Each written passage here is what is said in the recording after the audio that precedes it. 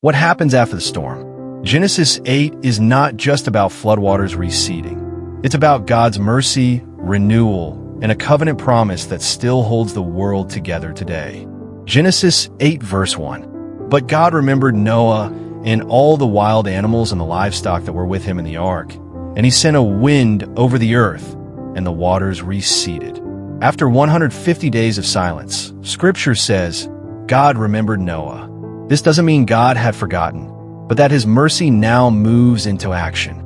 St. John Chrysostom explains, God's remembrance is not like ours. When Scripture says he remembered, it is declaring the unfolding of his compassion. Even when we feel abandoned, God's timing is never late.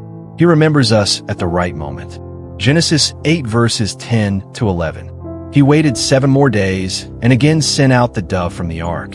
When the dove returned to him in the evening, there in its beak was a freshly plucked olive leaf. The raven flew endlessly, finding no rest. But the dove returned with an olive leaf, a universal symbol of peace and reconciliation.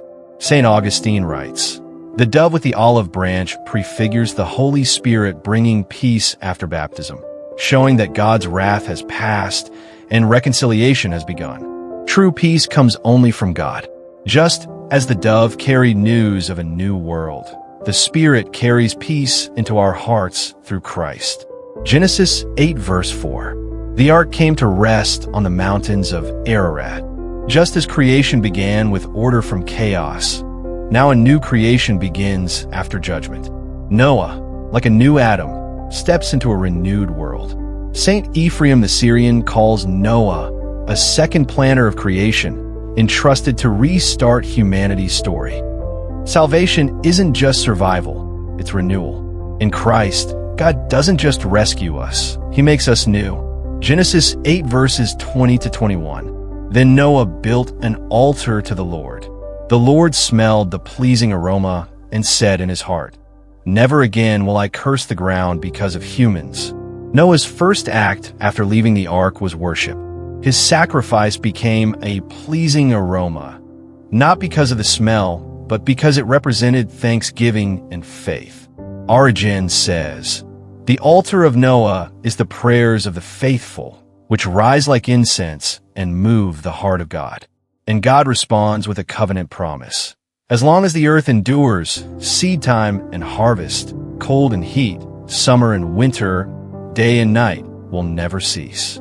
Gen 8:22. God promises stability and mercy despite human sin. Worship opens the door for covenant blessings. Genesis 8 is a story of remembrance, renewal, and worship. God remembers his people. He brings peace through his Spirit. He begins new creation through Noah, and he seals it with a promise. The ark points us to Christ, our refuge in judgment, our peace in chaos, and our hope of new creation. Challenge for us, are we like Noah, stepping out in faith, building altars of worship? Or are we still clinging to the wreckage of a drowned world? Thank you for joining me in Genesis 8. If this reflection blessed you, don't forget to like, subscribe, and share so others can also find hope in God's Word. This is Abiding in Word with Nathan. Stay rooted in truth.